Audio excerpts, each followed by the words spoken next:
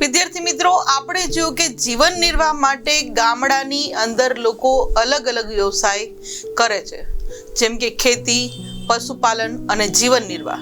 તો ખેતી અને પશુપાલન દ્વારા જીવન નિર્વાહ કઈ રીતે ચાલે છે એની વાત કરીએ.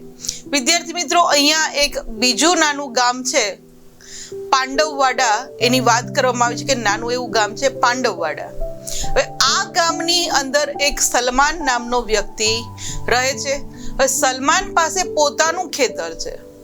એટલે સલમાન પાસે જમીન કેટલી છે કે 10 એકર જમીન છે, કે જ્યાં ઇમેજમાં આપણે જોઈ શકીએ કે ગામડાની અંદર લોકો પશુપાલન ખેતી સાથે જોડાયેલા હોય છે. વિદ્યાર્થી મિત્રો, આ જે જમીન છે એ જમીનમાં તે જાતે ખેતી કરે છે, કારણ કે 10 એકર જમીન છે એટલે સલમાન પોતે જાતે ખેતી કરી લે છે. અને જ્યારે એને જરૂર જણાય ત્યારે કોઈની મદદ મેળવી અને ખેતી કરે છે. એટલે કે જ્યારે જરૂર હોય ત્યારે જ એ મજૂર રાખી મદદ લઈ અને ખેતી કરવા લાગે છે. બાકી એકલો 10 એકરમાં આ સલમાન નામની વ્યક્તિ છે એક જમીનમાં ખેતી કરી લે છે. અને આ માટે વિદ્યાર્થી મિત્રો, સલમાન છે એ જ્યારે કોઈની મદદ મેળવે, મજૂર રાખે, ત્યારે મજૂરીના પૈસા એ લોકોને આપે છે. અને સલમાન છે વિદ્યાર્થી મિત્રો, એ બિયારણ અને ખાતર બજારમાંથી વેપારી પાસેથી લાવે છે, કારણ કે એને ખેતી કરવી છે. તો જે પાક ઉગાડવો છે એનું બિયારણ જોઈએ, એ ખેતીની અંદર નાખવા માટે, સારું પાક ઉગે માટે અંદર ખાતર નાખવું પડે. તો આ રીતે બજારમાંથી જે વેપારી જે આ બિયારણને ખાતરને વેચતા હોય એની પાસે જઈ અને સલમાન છે વિદ્યાર્થી મિત્રો એ બિયારણને એ લાવતો હોય છે. આગળ વાત કરીએ વિદ્યાર્થી મિત્રો, વેપારી છે એ હવે લોકો ખેતી હજી તો શરૂ કરવાના હોય છે એટલે એમને ઉધારમાં બિયારણ અને ખાતર આપે છે, કારણ કે ખેતી થઈ જાય, પાક લેવાઈ જાય, પાક વેચાય, પછી પૈસા આવે ત્યારે ખેડૂત છે એ મોટા ભાગે આ વેપારીઓને પૈસા ચૂકવતા હોય છે. ત્યાં સુધી એ લોકો 3 મહિના 4 મહિના ઉધાર બિયારણ અને ખાતર લાવતા હોય છે. અને વિદ્યાર્થી મિત્રો, પાક ઉતરે એટલે કપાસ હોય, શેરડી હોય, મગફળી હોય, ઘઉં હોય, જે પણ પાક એને વાવ્યો છે એ ઉતરે પછી એ લોકો વેચી દે. અને ત્યારબાદ આ સલમાન છે એ શું કરે કે વેપારીને પૈસા પરત આપી દે, કે જે ઉધાર પોતે બિયારણ અને ખાતર લાવ્યો એના પૈસા જે પણ થાય એ પછી વેપારીને પરત આપી દે છે. અને બાકીના પૈસા ચૂકવાતા તે ખેતીની આવકમાંથી 7 કે 8 મહિના સુધી જીવન જીવી શકે, કારણ કે ખેતીની એટલી આવક નથી હોતી એટલે 7-8 મહિના સુધી એનું જીવન નિર્વાહ ચાલે. ખર્ચો પરિવારનો નીકળી જાય એટલા પૈસા, એટલી આવક એને ખાલી મળતી હોય છે. જે ઇમેજમાં આપણે જોઈ શકીએ કે જીવન નિર્વાહ માટે લોકો અલગ અલગ પ્રવૃત્તિઓ કરતા હોય છે.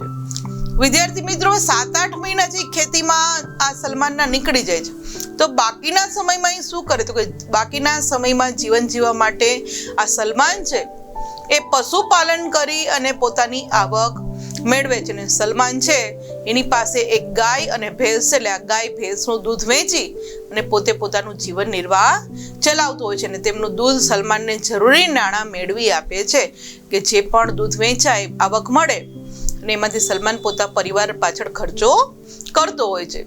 વિદ્યાર્થી મિત્રો, સલમાન છે એ દૂધ છે આ ગાય અને ભેંસનું સહકારી મંડળીમાં વેચી આવે છે, કે જેથી એને સારા પૈસા મળી રહે. અને ત્યાંથી જે આવક થાય એમાંથી એના બાકીના જે 4 મહિના છે જીવન જીવી શકે, કે આ 7-8 મહિના છે એના ખેતી ઉપર ચાલ્યા અને બાકીના 4 મહિના એ પશુપાલન ઉપર કામગીરી કરે છે. આ ઇમેજની અંદર આપણે જે દૂધ સહકારી મંડળી છે એ દૂધ સહકારી મંડળી જોઈ શકીએ છીએ. વિદ્યાર્થી મિત્રો, કેટલીક વખત છે પૈસાના પાસેનું જે શહેર હોય, પૈસા મેળવવા માટે શું કરે કે ઔદ્યોગિક વસાહતમાં સલમાન છે એ છૂટક કામ મેળવીને જીવન નિર્વાહ માટે ખર્ચ ભેગું કરવા મજૂરી કામે પણ જતો હોય, કારણ કે દૂધની આવક એને એવું લાગે કે ભાઈ પૂરું થાય એમ નથી.